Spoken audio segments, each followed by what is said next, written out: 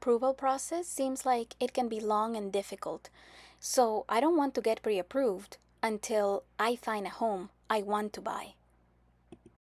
Yes, I've certainly heard this one a time or two before. A very common belief here.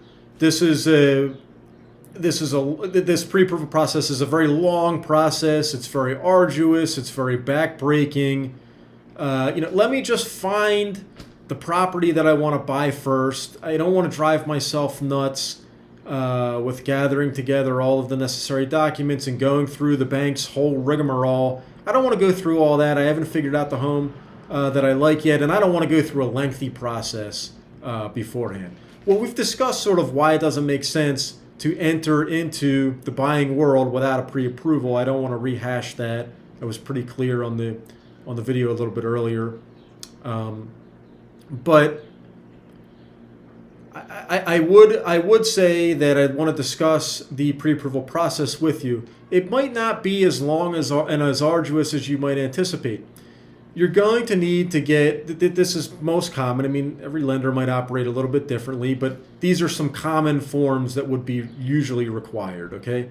So you're going to want to get the two most recent tax returns, so the last 2 years of tax returns, your two most recent pay stubs. So if you get paid bi-weekly, then like your last month's worth of pay stubs, let's say. They're going to want to run your credit, so they'll need to do that too. These are certainly common.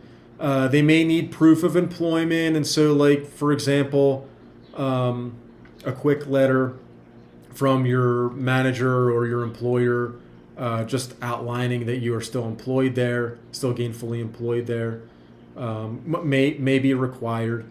There's a handful of items that are often requested, right? But once you have all those items in hand, you're good to go. So if you're going to be, exploring the option of lending with 3 different lenders, let's say, you can use those same forms with all 3 different lenders and get pre-approved and compare interest rates in terms of each loan. You can compare your loan packages that way.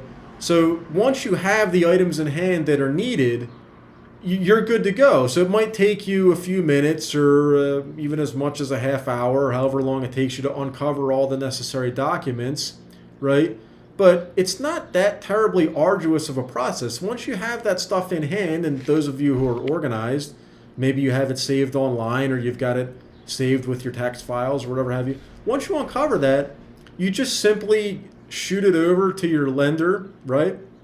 And let him or her pre-approve you and sort of take it from there. Once you have the forms in hand that you need and you get them into your lender's hands, right, the turnaround time for you to get that pre-approval letter that is much needed is usually 1 to 2 days. It's not a long time. And I've seen some lenders that work exceptionally quickly sorry about the phone, that work exceptionally quickly that can get it in hand even same day. It's not necessarily common, not necessarily the norm, but I have seen it. So just to summarize on this one, I think that it is a very, very good idea to put all of these sort of hesitations behind us and definitely go ahead and consider getting your pre-approval in hand. Thank you so much.